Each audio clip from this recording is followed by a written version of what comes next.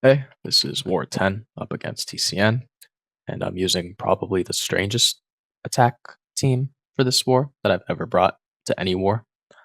But yeah, starting off with Maestro versus this Path 9 arcade. There's Incinerate Poison Hazard, which Maestro is immune to both. There's also Power Efficiency and like a Fury node.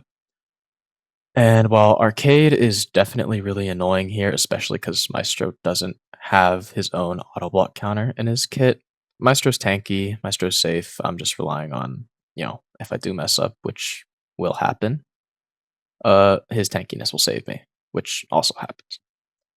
But here we're just starting off mediums. Arcade doesn't gain tokens when an Incinerate would trigger, but he does gain tokens when a Poison would trigger. So I do have to be a lot more careful and aware of his charges during the Poison phase.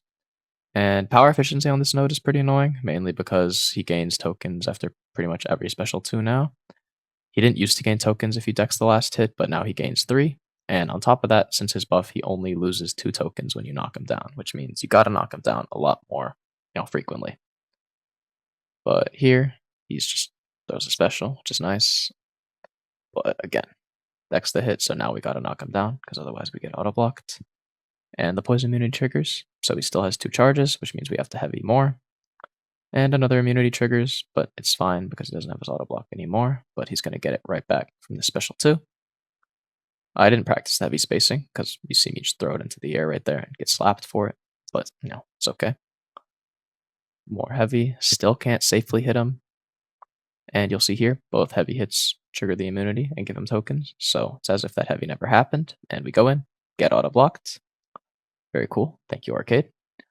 But yeah, we lose our ramp, which is a little annoying. We lose our Furies, but at this point, we're not really in any danger of dying. We're just trying to close out the fight safely. And again, like power efficiency does really piss me off on this node because it just slows you down so much. But thankfully, he cooperates very nicely while he's this low.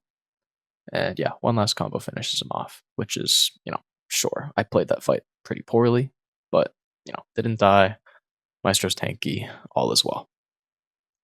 Next is this Path for Dust, and we'll be using Lady Deathstrike. I rank 3 this champion for war defense, but I ended up switching to a different battle group that already had her on defense, so I never used her. This is quite literally the first time I'm using her on attack, but she is the safest counter for this Path for Dust, mainly because while she has her heal block active, which is, gained through medium, I think, so like ending a combo in a medium, she shuts down the ability accuracy of unblockable and unstoppable effects on mutants. So you see, like right there, she tried to go unblockable, she couldn't because her heal block's up. So as long as we keep this heal block up for the whole fight, yeah, there is no threat here. It's not an unblockable dust, which is usually the threat. It is just a dust. So as long as I play around her kit well enough, there's no danger here. Like the only way to die here is if I did something really, really stupid, which thankfully I don't do in this matchup. But yeah, her damage isn't the best for sure. But again, she's super safe. And while I'm not the biggest fan of this champion, she is, kind of growing on me just because of how safe she is and how cool her utility is. Like, I think being able to shut down unblockable and unstoppable is really cool. But yeah, Dust isn't playing ball, finally throws her special. We go and get our heal block back. Throw our SP2. And the Power Sting node is actually also pretty easily countered by Lady Deathstrike because her combo has a lot of hits, so you're able to pretty easily cross combos of 10, like really quickly. But here, I don't know why I didn't go for a special, but bait the special 2 and finish her off in 1:24, which is not the slowest, all things considered. Next is this Hazard Stun Immune Arnim Zola, who's the newest defender. He's got a lot going on in his kit. He's got unblockable, or not unblockable, he's got non-contact, medium, and light first attacks, so kind of like Onslaught. On top of that, when you throw a special as an attacker, he applies a 90% special cowardice, so your hit damage is completely negated. And lastly, he has this sleep mechanic, which is what you'll see, like those little Wi-Fi bars under his health.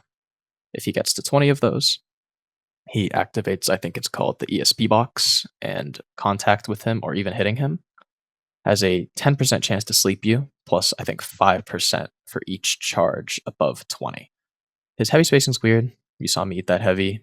I didn't expect it, but you'll see right here. Like my special did next to no damage because of that special cowardice. However, even though the on-hit damage of his specials is heavily reduced, Maestro's special 1 burst damage is not negated. But you'll see here he gets to 23 because of our relic. Get put to sleep. And our invul gets eaten, but the glance saves us. And you'll see the special 1 doing 300 and 150 damage on hit, but the burst is doing 16, 17k each. So Maestro's still like extremely safe for this fight. We talked a lot about what we'd send because none of us really knew what he did. And I just kind of decided, like I'll just figure it out with Maestro. And that's pretty much exactly what I did. Stand your ground saves me there because again, it's really weird, like on a single dash back of his heavy.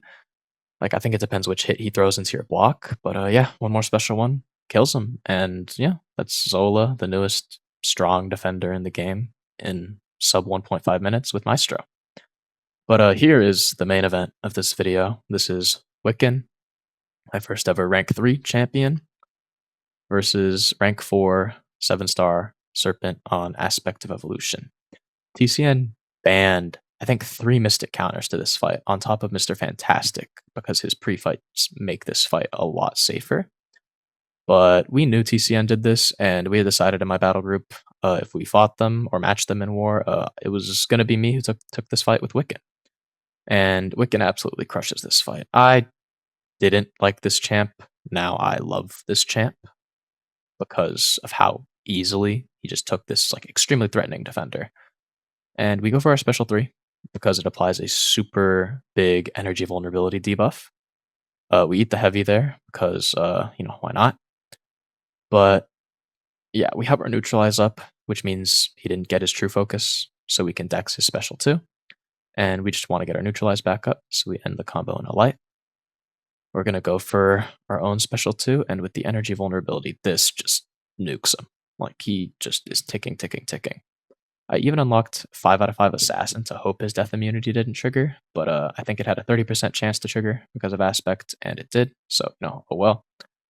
Probably should have saved Relic, but yeah, he goes down after the special 1. So, yeah, I was pretty excited here. 1 minute and 10 seconds for a rank 4 Serpent.